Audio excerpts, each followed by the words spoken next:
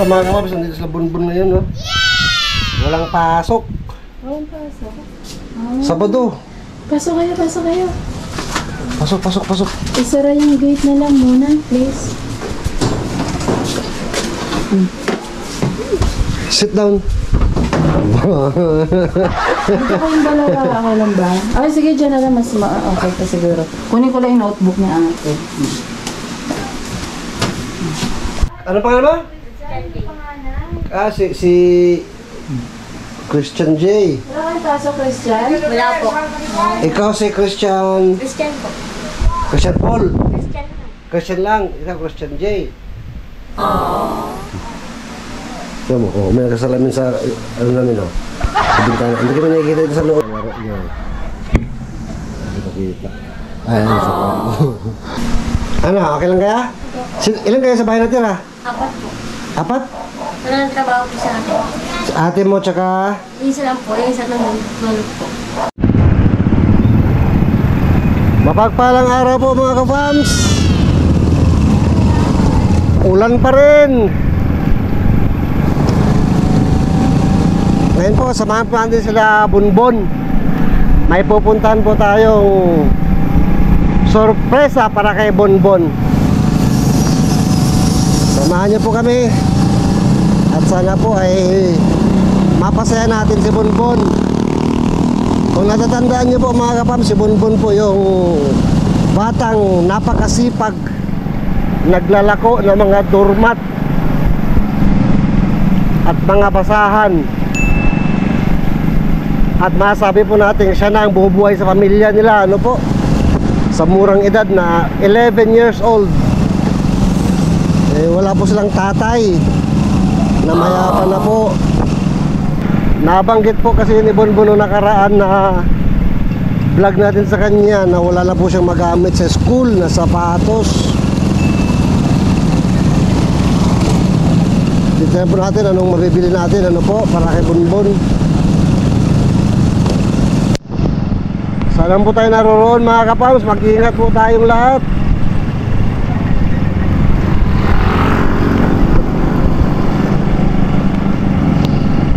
Napakaraming sakuna po ang nangyayari pag ganito mga panahon ng bagyo-bagyo, mga pagbaha, mga landslide. Mag-ingat po mga kapams. Kung mayroon po tayong matatanggap na mga babala mula sa mga LGUs natin, sumunod po kagad tayo para makaiwas anumang kapahamakan, mga disgrasya, ano po.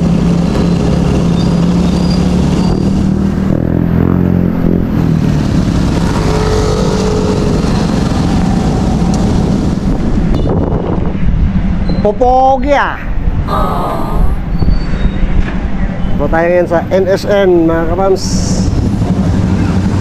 Sila nagkabayad pa ng tricycle. Bagal tumakbo ng tricycle, basa na ako. Tingnan natin dito. Para nasa silong tayo. Tara. Natin yung sombrero nyo, ha? Mamahalin yan.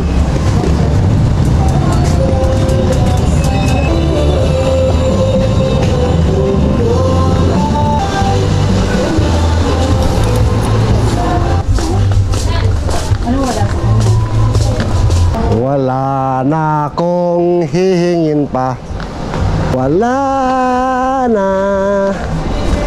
Wala na sa rubber. Kailangan natin rubber. Rubber.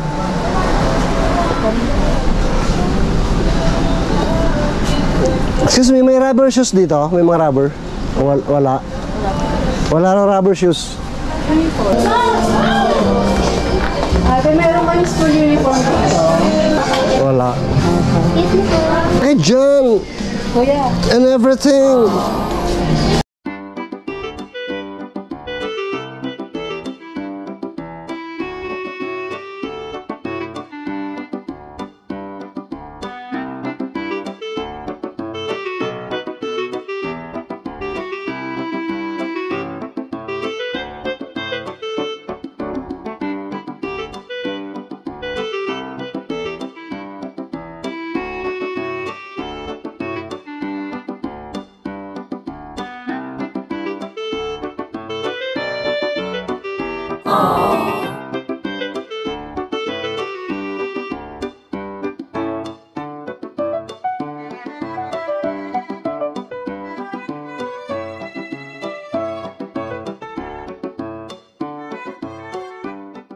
Sukatin mo nga ito, be.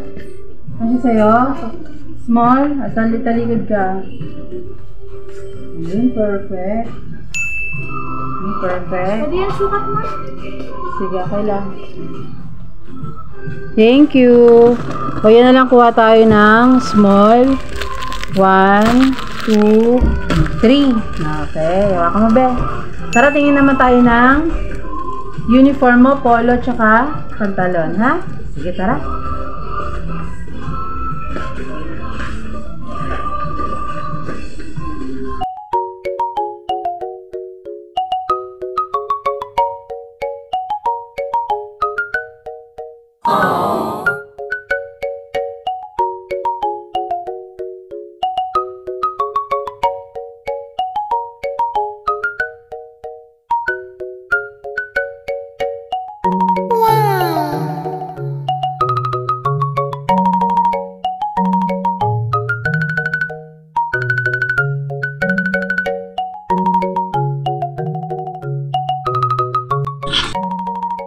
Mo nga to, be. 37 size mo. Nga, tinan mo. Ate? Hala, sakto. 37! Sige, sukatin mo yan, be. Yan, gusto mo rin yan, puti, para may option. Sige, sukatin mo. Puan, belly ka. Kunin mo lang muna. Sure ka dyan sa puti? Wow, ganda yung isa. Tara, patingin ako, be. Aba, ang ganda ng option ni Kuya. Ayan, susukatin na po ni Bonbon ang Go Bon! Wow! Ni Kuya, oh. Ganda na itong isa, oh, Skechers.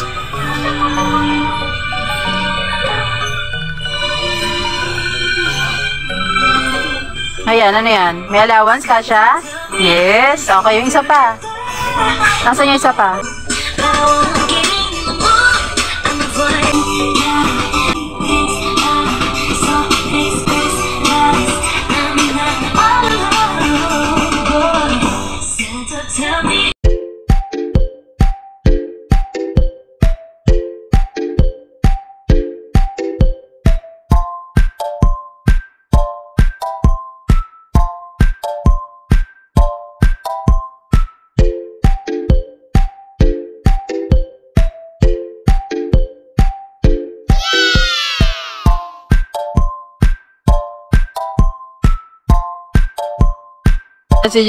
Si Bon, mga ka-famso, gusto daw ng bola.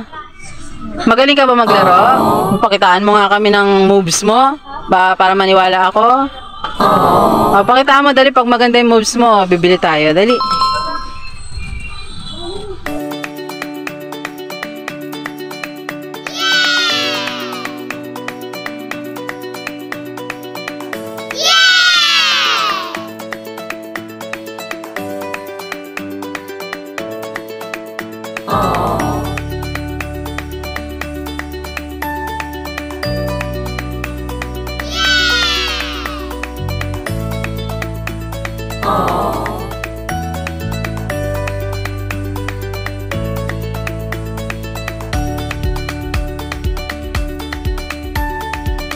Na natin bilhin yan. Next time ba ngayon? Ngayon? O sige na nga, halika na, let's go. Bitbitin mo na yan, baka bawiin pa ng mga nagbebenta. Kuya, bilhin. Tama ba, kuya? Bilhin na natin. Sino kalaro mo dyan? Dalawa pala kayo eh. Sige, dali mo yung bola. Bakit? Ha? Maliit? Bakit? Malaki ka ba? Ano yan? Malaking bola? Jess, happy ka? Dahil mo ng happy ngayon, ha? Pila. Bawal singit.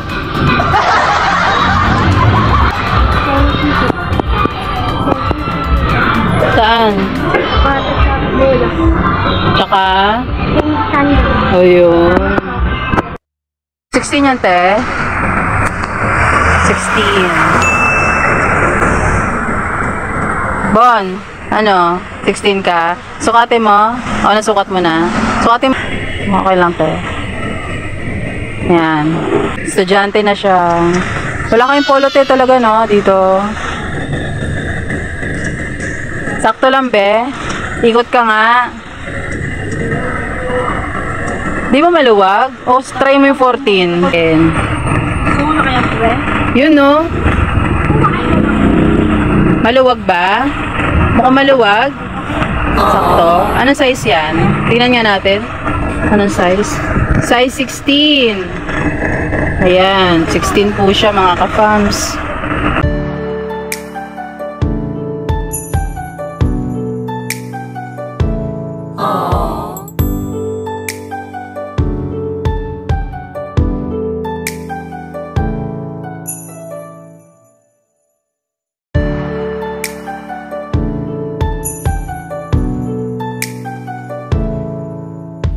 Salamat po dito sa polo, sa pantalon. Ayun, estudyante na po siya, mga ka-fams. Happy kami para kay Kuya Bon. Happy tayong lahat, mga ka-fams, di ba? Please comment down below po, mga ka-fams, kung happy po kayo para kay Kuya Bonbon. Yun. Alright, kunin na po natin to. Ate, kunin na po namin to. Pauwi na kami, mga ka-fams. Ayun, no? Dami na pamilya. May bola pa. Bakit sino ang mahilig mag-basketball sa inyo? Asan sapatos mo? Ano ito na sisilipin? Uniform niya. Pantalon? Uniform. Dahil ko mo. Dami ah. Tingnan natin. Sando. Mga santo. Mga santo panloob, no? Dami, blue corner. Ganda yan. Matibay yan, blue corner. Kasi yan din ginagamit ko dati panloob. Yan, uniform mo. Ano yan? Medyas. Medyas. Tapos pantalon yan? Opo. Diba? Sakto naman sa'yo, sinukat mo?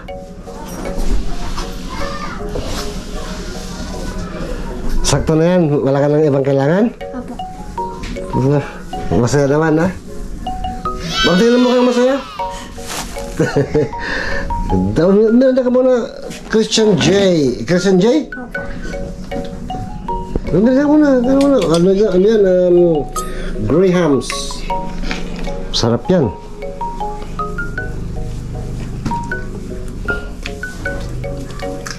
May bola pa, ah. Yung sapatos mo, nasukat mo? Opo. Masarap sa paa, suot. Very good. Ganyan muna kayo, ha?